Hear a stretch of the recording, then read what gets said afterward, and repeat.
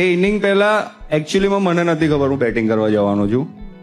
અને મારી એવી આદત છે બેટિંગ જ્યારે મેચ ચાલુ થાય ને જ્યારે આપણું બેટિંગ આવે તો બેટિંગમાં હું ફર્સ્ટ ઓવર જોઈને પછી અંદર જતો રહું.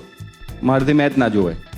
કેમ કે કોઈક બીજો કેવું રમતો એનાથી આપણું પ્રેશર વધતું જાય કે સારું કંઈક થાય છે, શું થાય છે, આ થાય છે. એટલે હું એક ઓવર ખાલી જોઈ લઉં કે શું થાય છે, શું નહીં થતું. એ જોઈને હું પછી અંદર જતો રહું. અને હું જસ્ટ અંદર ગયો, વોશરૂમમાં હતો, એટલામાં સેકન્ડ ઓવરમાં રોહિતભાઈ આવ્યા. એટલે મેં કીધું શું થયું, મારું વિકેટ પછી તો રોહિતભાઈ આવ્યા, પરસો વરસો તો એ મોડું ધોતા હતા, અંદર આવ્યા. એટલામાં જ બીજા બોલર રિષભ આઉટ થયો. એટલે રોહિતભાઈ મને કીધું કે ક્યાં હુઆ દેખ તો બાપુ. તો હું ગયો અને ત્યાં રિવ્યૂ ચાલતું હતું એનું જે બેટે વાગેલું. અને મેં કીધું રિષભ કદાચ આઉટ થયો. મેં વિડીયોમાં જોયું, મેં કીધું આઉટ જ લાગે છે, કદાચ રિવ્યૂ લીધો જ અમ્પાયર. તો એટલામાંથી બહાર આઉટ થયો અને ચહલ બી દોડતો આવ્યો. અને રોહિતભાઈ એ પહેલા જ મને અંદર કીધું એક કામ કર તું પેડ પહેન લે.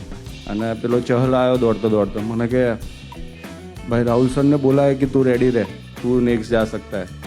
અને ત્યાર તો હું રેડી નહોતો એટલે સૂર્યા ગતો રહ્યો. અને પછી હું જસ્ટ હજી તો પેડ પહેરતો હતો ને જસ્ટ રેડી થઈને બહાર નીકળતો મેં બહાર જઈને બેસું, મારું કદાચ નેક્સ્ટ જવાનું છે તો.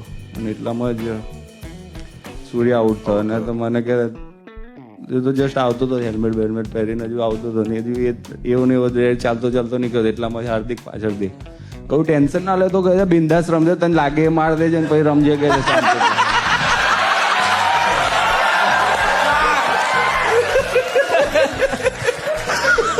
મેં કશું વિચાર્યું જ નહીં. બટ એના પછીની શું સુપર ઇનિંગ્સ રહી and that rest is history.